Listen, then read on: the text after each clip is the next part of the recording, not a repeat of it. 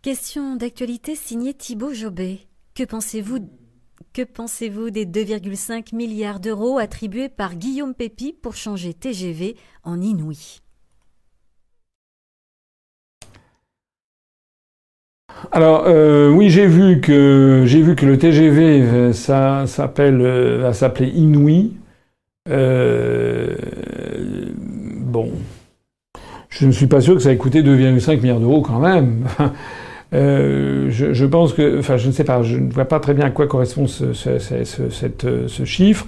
Ça a dû coûter certainement un certain nombre de dizaines de milliers d'euros pour changer les logos, refaire la robe des trains, mais pas 2,5 milliards d'euros. Donc je suppose que c'est un problème plus global de développement du réseau TGV et autres. Je pense que c'est de ça qu'il s'agit. En attendant, faut pas être toujours contre tout. Bon, ce que je note quand même de façon un petit peu désagréable, c'est que de plus en plus, on va vers une américanisation rampante. Parce que derrière ce inouï, il y a le in qui est un mot d'anglais, c'est dedans.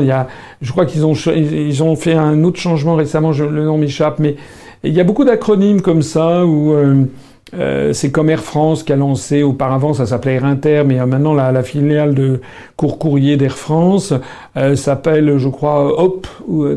Donc ce sont des... On a l'impression qu'à chaque fois, on a des acronymes, on lance un nouveau produit, et comme par hasard, c'est toujours un truc qui fleure, qui sent les États-Unis. Voilà. Pour le reste, j'ai pas grand-chose à dire. J'ai quand même quelque chose à dire. Moi, enfin, vous savez que dans mon programme, j'y reviens, il y a le refus de la privatisation de la SNCF, le refus du démantèlement. Il faut maintenir les services publics, les grands services publics à la française, en particulier la SNCF. Il faut pas que la SNCF devienne ce qu'elle est en train de devenir, c'est-à-dire un réseau de TGV. Parce que si on continue comme ça, dans 15 ans, il n'y aura plus que des TGV. Et puis tout le reste aura disparu. Or, il y a déjà énormément de lignes secondaires qui ont été fermées, qui ont disparu. Il reste encore des trains intercités ici ou là, mais il faut quand même les maintenir.